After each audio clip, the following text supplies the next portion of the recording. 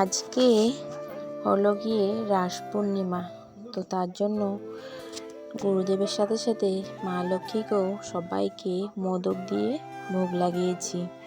তো আজকে কেউ কেউ সিন্নি দেয়, আমি ভেবেছিলাম পায়েস করে পায়েস দেব, তো সেটা সময় হয়ে উঠলো না। তার জন্য মিষ্টি দোকানে গিয়ে মোদক এনে মিষ্টি দিয়ে পুজো দিয়ে দিয়েছি। আর গুরুদেবের আসন দেখেছো, সাদা জবা দিয়ে খুব সুন্দর করে সাজিয়ে পুজো দিলাম।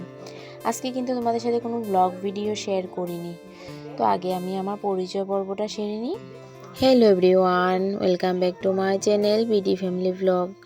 তো আজকে হলো গিয়ে পূর্ণিমা, তো তার জন্য সারাদিনে কিন্তু কোনো কাজকর্ম শেয়ার করলাম না। তো সন্ধ্যাবেলা চলে এসেছি রাম ঠাকুরের আশ্রমে। তো আর রাম ঠাকুরের আশ্রমে আজকে কীর্তন হচ্ছে আর প্রসাদও খাওয়ানো হচ্ছে। তো খুব সুন্দর কীর্তন হচ্ছিল, তো তার জন্য ভাবলাম প্রসাদ খাওয়ার আগে বসে একটু কীর্তন শুনে নিই। তো তার জন্য আগে ঠাকুর প্রণাম করলাম, ঠাকুর প্রণাম করে তারপর ওই কীর্তনে একটু বসলাম। কীর্তনে বসে কীর্তন শুনে তারপর প্রসাদ খেয়েছি। তো সেখান থেকে যাবার পথে কিন্তু আবার গুরুদুয়ারেও ঢুকেছি। তো সব কিছুই তোমাদের সাথে কিন্তু আমি শেয়ার করব।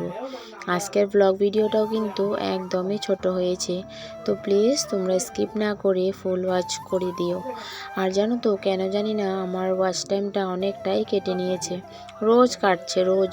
হ্যাঁ, ওয়াচ টাইম হয়ে যায় আবার কেটে দেয়, জানি না কেন। তো ভিডিও করার আছে করছি, কখনো সাকসেস হবো কি না জানি না। সাকসেস হওয়ার আশাটা নেই, তবুও কিন্তু ভিডিও দিয়ে যাচ্ছি। আর অ্যাকচুয়ালি কিন্তু ভিডিও দিতে দিতে একটা নেশা হয়ে গেছে যে রোজ দিতে হবে, ভিডিও করতে হবে, তার জন্য আর কি।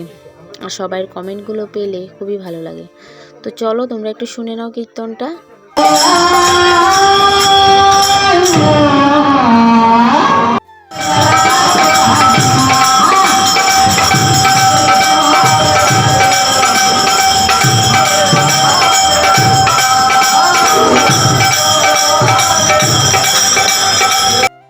তো ওই পার্টিটা কিন্তু চলে গেছে, তারপর আবার এই পার্টিটা এসেছে।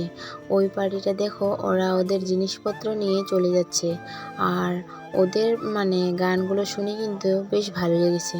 তারপর কীর্তন শুনে নিচে এসে দেখো আমরা প্রসাদ খাচ্ছি।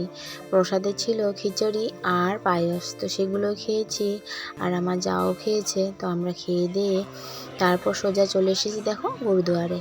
আর গুরুদুয়ারে আসলে কিন্তু মাথায় কাপড় দিতে হয়, ছেলে হোক বা মেয়ে হোক সবাই। তো আমার ছেলে তো মাথায় রুমাল টুমাল কিছু আনিনি, ভুলে গেছিলাম। জানি কিন্তু কাপড় লাগবে, তবুও আমার একদম মনে নেই যে একটা রুমাল আনতে হবে। তো এখানে কিন্তু যারা যারা রুমাল আনেনি তাদেরকে কিন্তু আবার গুরুদুয়ারের থেকে একদম গেটের মধ্যেই মাথায় কাপড় বেঁধে দিচ্ছিল। তো আমার ছেলেকেও বেঁধে দিয়েছে। তারপর আমরা এখানে দেখো জুতো রাখার জন্য আসলাম, জুতো রেখে তারপর দেখো এখন যাচ্ছি ভিতরের দিকে। আর এত সুন্দর লাইটিং করে না এই জায়গাটা, খুব ভাল লাগে।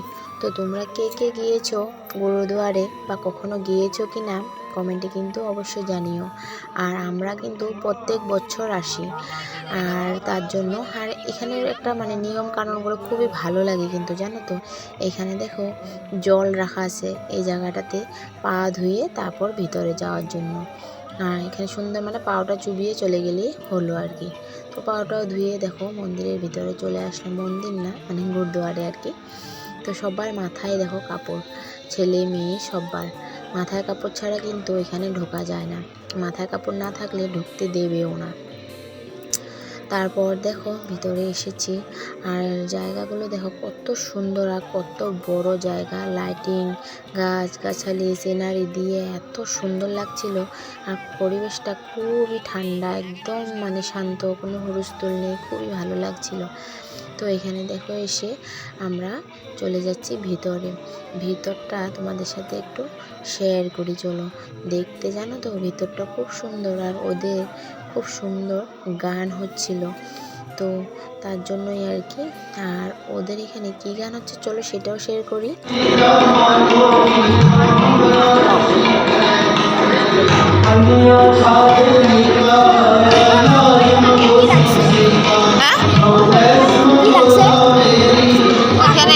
ঠাকুর এরকমই এখানে।